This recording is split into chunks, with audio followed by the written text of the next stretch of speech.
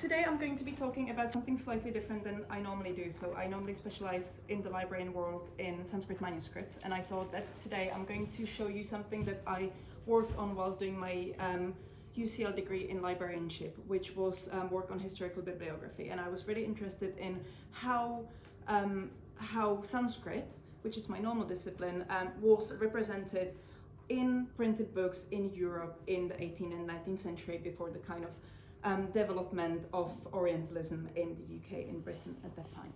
And what made me think about this is the first book, just where Henrike is standing, which is a beautiful manuscript. It's a William Jones autograph of the Mānavadharmaśāstra that was written for him. The Devanagari was written for him by a Pandit in Calcutta. And you will see when you look at it that it has copious notes by William Jones in all sorts of languages. Persian, Sanskrit, English. He really went to town on this when he was trying to work on it and translate it. And what's really interesting about this book is how it looks. I'm not going to speak about William Jones as such. You might know him as a really important Orientalist who first noticed the connections between Sanskrit, Latin and Greek, and basically established as one of the first ones this idea of Indo-European languages and some sort of connectivity between languages.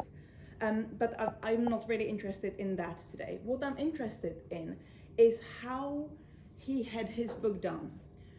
Because this is exactly how we in 18th and 19th century and then all the way until the 20th century see Sanskrit represented in Europe. We see it as a codex. Those of you who might have seen any Sanskrit manuscripts, you will know that they are narrow, oblong, horizontally written manuscripts either on paper or on palm leaf. But in this case, William Jones had it done as a codex with quite a lot of space between the Devanagari for his notes, but kind of formatted as a normal Western book. And this really made me think about how we represent Sanskrit today. And so today I'm going to be delving into how Sanskrit was shown to the European audience before the Orientalists, such as William Jones.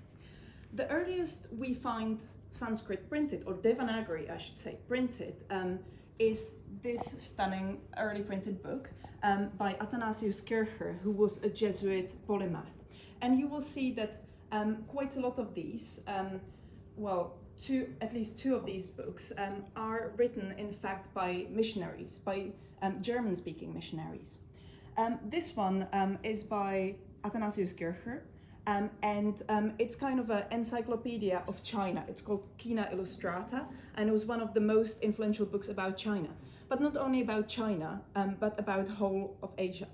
And the place where Athanasius Kircher introduces Indian religions and Sanskrit is a chapter called, I will now not remember the name of the chapter, but basically it's a chapter where he explains how polytheism originates in India and traveled all the way to China, and that's why the Chinese have many gods and so on. Athanasius Kircher himself has never been to China and to India, and he relied heavily on missionary letters. And in this case, he relied on a German guy, a missionary called Joseph Gruber, who was stationed in China. And he was supposed to go back to Rome via India, but because of the Chinese, because of the naval blockade of Macau, he was not able to travel on sea, and he was supposed to go. He therefore had to go overland. He was one of the first Europeans to travel overland from China to India, and he was actually one of the first people in the world who has noticed the altitude sickness that one gets in Himalaya, that Athanasius Kircher also mentions here. He traveled with a Flemish missionary who died on the way in Agra, and then he picked up this extremely influential Sanskrit scholar, Heinrich Roth, German, who was stationed in Agra himself, and together they traveled to Europe. And why I mention this story is that based on his kind of overland travel and his connection to Heinrich Roth especially, he amassed this huge amounts of information about Sanskrit and about how Sanskrit was written. And this is exactly what we see in the book here. So Sanskrit here is not represented by movable type yet. It's represented in etchings, and these etchings come exactly from Heinrich Roth, who learned everything in Agra.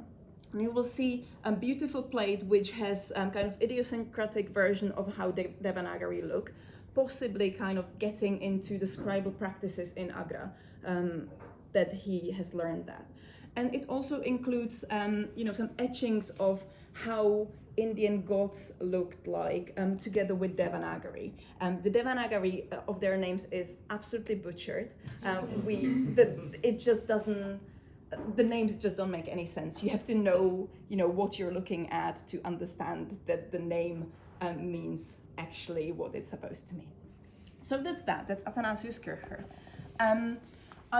I have the position of these two books slightly differently. So I'm going to start with this small one, and it's actually I wanted another book which was not delivered, so you will have to do with this one. This is also a work of a German-speaking missionary called Johannes Werdin, who might be known to some of you as Paulinus San Bartholomew, who was a missionary in Malabar in the 1774 to 1788. And I just realized that I haven't told you that this is a book from the 1660s, so fairly old. And this book, and Johannes Werdin was a really interesting character because he learned Sanskrit in the Malabar. He was actually the first one to use movable type of an Indian script, in his case, Grantha, which is a South Asian script that was used for Sanskrit. And Johannes Werdin had very strong sense of using Grantha and saying, we shouldn't use Devanagari, that's what the British use because they don't know better. And he has this really amazing quote in one of his texts where he said, "The said English writers maintain that the arrangement of the characteristic in the Devanagari alphabet is superior to that of all the other alphabets, and they hold that it was the Nagari alphabet in which the Indic languages were originally written." Well, in what respect is the Nagaric alphabet published by them superior to the other ones? Does it have any special virtue or value? From all this, at least, one thing is clear. Either these gentlemen have never seen any other Indian alphabet, or they have never compared, inspected, or examined them in relation to the Nagaric alphabet. And he was so sassy. It's just so fun to read, because he says, Charles Wilkins, whose work we have here, and I'll come to it just now. He says, he considered the Grantha script to be the most ancient of all, but unfortunately he couldn't read it himself, and stuff like that. Or the first translator of the Upanishads into Latin, Duperron, the French scholar, Werdin would say stuff like, "Oh, he can't read Sanskrit. He's completely rubbish." So it's amazing to read his writings, and partially probably because he was a contrarian, and partially because he, really wanted to use Grantha, and he had the Grantha movable type developed, is the reason why we don't really hear about him in the history of study of Sanskrit in Europe, because he kind of became a historical curiosity in a way. The last book I really want to speak about is this one, that is a grammar of the Sanskrit language, that was printed in Calcutta in 1808. And this is a work of Charles Wilkins, who was a member of the East Indian Company. And he was actually the first one to ever cast a movable type in India. It was his type of Bengali in 1778. And based on the Bengali type, he then developed a Devanagari movable type. As you can see, it's roughly around the same time as Werdin had his movable type of Grantha developed in Rome, where he published his books, and so very similar type time period. Now, this book in front of us is the earliest grammar of Sanskrit in English, as far as I know, grammar of Sanskrita language, as it is known, and as I said, it's from 1808. And in this book, Wilkins not only wrote the grammar himself, but cast the type himself. And he did it on the basis of the script, the Devanagari script that was known in East India around Calcutta.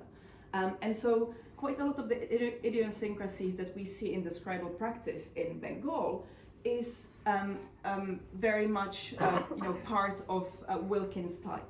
And this book was incredibly important for the colonial machinery of the East Indian Company. It was used to train people who were going to India as part of the East Indian Company. And because it had such a massive dominance over the educational practices in India and in Great Britain, it was then used almost as a blueprint for how Sanskrit developed on the page later on in the 19th century. And so we are doing kind of a round tour back to this book, where when we compare them, they are roughly from the same time. And we see that at this time, when this manuscript and this book were both created, we can see how suddenly we get the European idea about how Sanskrit should look in a book, and it's very different from what Werdin or what Kircher would have imagined. That's it from me. Thank you.